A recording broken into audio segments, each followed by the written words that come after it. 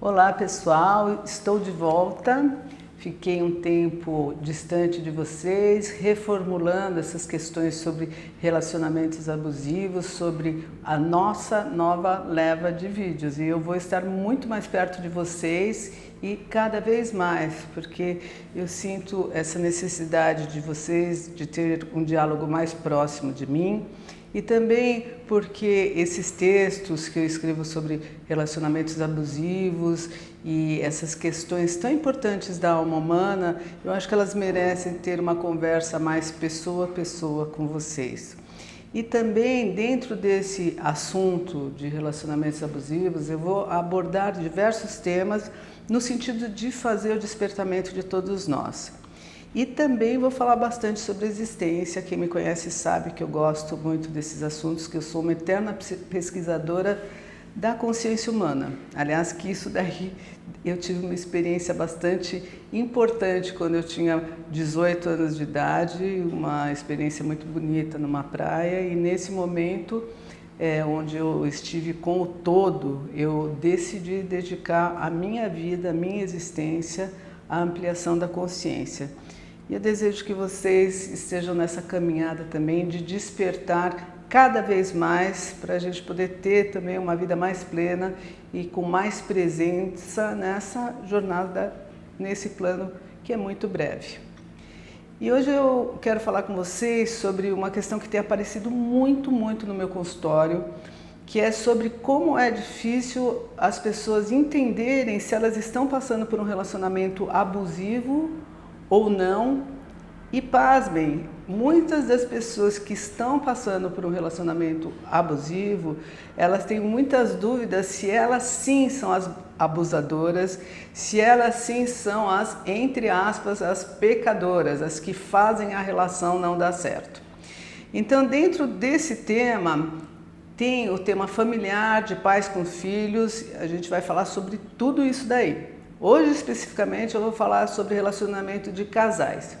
E eu quero deixar bem claro para vocês que não é só homem, mulher, mulher, homem, que são os vilões, as vítimas, porque na verdade eu acho que todos são vítimas quando não estão despertos, mas existem relacionamentos também que são de homem, mulher, mulher, e por aí vai. Então a questão é o relacionamento em si.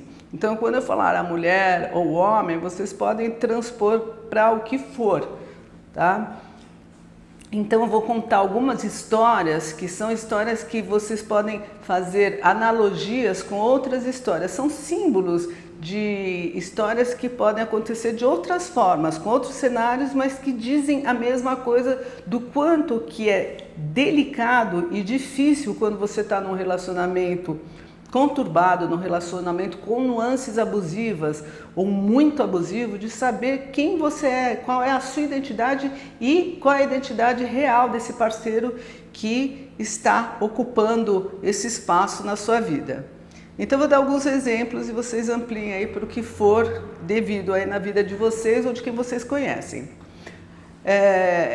Eu tenho pacientes que chegam no meu consultório e que vou dar um caso X e assim, todos os casos que eu falo aqui, eles são totalmente redimensionados e em hipótese alguma os pacientes estão expostos. Então a gente não sabe se é homem, se é mulher, a profissão, não é, porque eles são redimensionados.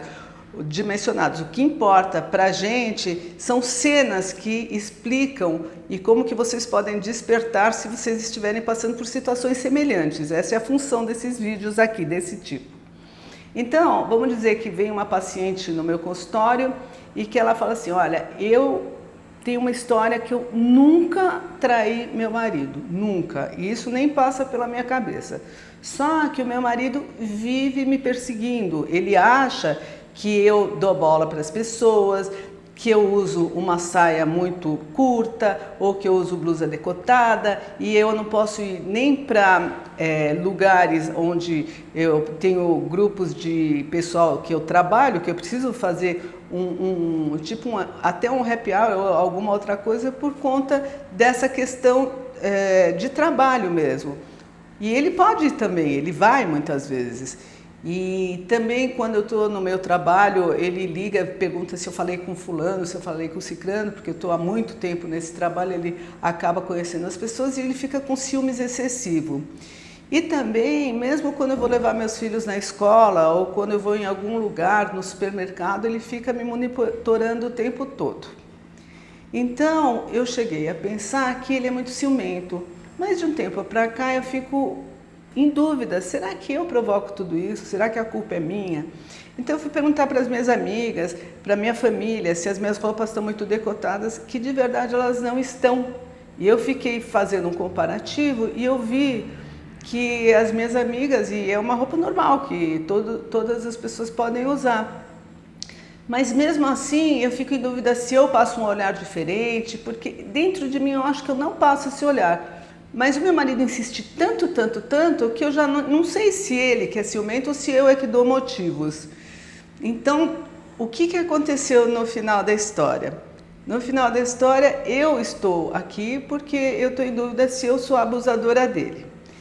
Esse é um exemplo onde existe toda uma investigação para a gente entender direito o que está acontecendo nessa relação. Mas o que eu quero mostrar para vocês é que como as pessoas ficam confusas quando elas estão num clima de acusação, onde as verdades são criadas ou são impostas, e como que pode acontecer uma espécie do que a gente chama de gaslighting, né? Onde verdades são construídas uma em cima do outro e a gente perde a noção de quem é quem nessa trama do casal. Um outro exemplo aqui que eu posso te dar para vocês é de um outro marido super ciumento, super ciumento, e que a mulher quase que nem saía de casa se não fosse acompanhada por ele. E que, num dado momento, ele era tão, além de ciumento, só criticava ela, ele foi se retraindo com o tempo da cena sexual deles, também com falas pejorativas em relação à performance sexual da esposa. A grande questão é que no início do casamento, logo no início do namoro, ela era o céu na terra para ele. Tudo era maravilhoso, inclusive a questão da sexualidade. Com o tempo, tudo que era maravilhoso ficou sendo literalmente um lixo para esse rapaz que era casado com ela. Estou falando rapaz, mas as cenas também se invertem. As mulheres também fazem isso com os homens ou casais. Não precisa nem ser hétero, qualquer tipo de casal, estou dando só esse exemplo. Muito bem, ela chegou um tempo e começou realmente a achar que ela era tudo aquilo que esse marido maravilhoso, que era encantador, de repente ficou muito bravo com as performances dela. Então ela ficava buscando esse marido maravilhoso e que tivesse um bom humor, porque aquele bom humor aparecia uma vezinha ou outra e ela não sabia nem o porquê, e o tempo todo ele estava bravo e ela não estava satisfeito com ela. Só que chegou num ponto que ele deixou o computador aberto em casa, e essas coisas que acontecem demais na nossa atualidade, e ela foi lá e entrou no computador dele, coisa indevida que não deveria ter feito, mas acabou fazendo, e descobriu que ele estava tendo um caso com uma outra pessoa. Aliás, não era nem com uma outra, era com algumas outras pessoas.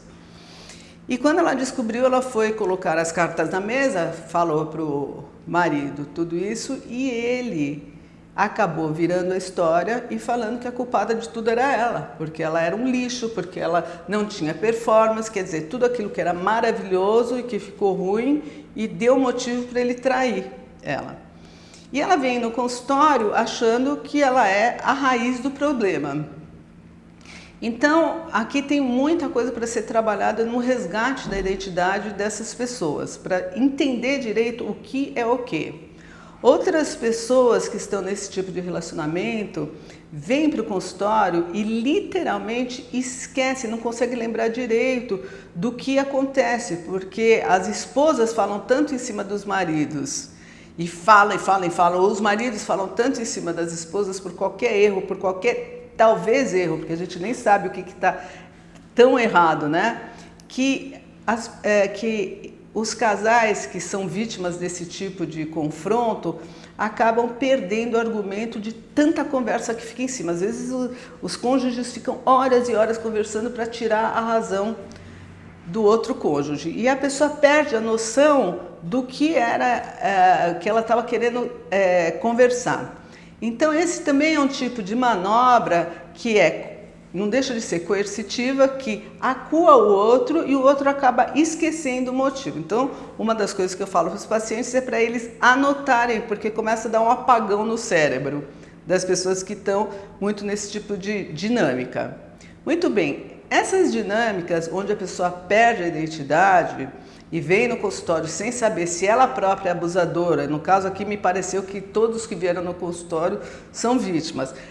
Então, existem outros casos onde aparece no consultório os que são os abusadores também.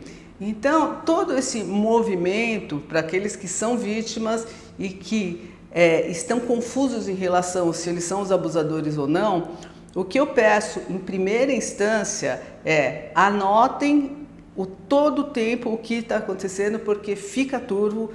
Anotem e lembrem-se de quem vocês eram e como vocês ficaram depois dessa união, porque existe uma diferença brutal, tá? Para começar a história e depois, se sentir necessidade num segundo, terceiro passo ou nesse momento mesmo, vão buscar terapia, porque o negócio é sério, tem que se resgatar. Então, esse tema é um tema bastante importante, muito delicado, e a gente vai dar continuidade nos próximos vídeos. O que eu falei hoje nesse primeiro vídeo, nesse primeiro episódio, é como que confunde a cabeça das pessoas, como que as pessoas ficam sem discernimento e como que a gente vai conseguir resgatar o verdadeiro self. Então, no próximo vídeo, eu vou dar um monte de orientações de como que pode acontecer esse resgate desse self. Tá bom? Então, um super beijo para vocês e até o próximo vídeo. Me aguardem. Beijo!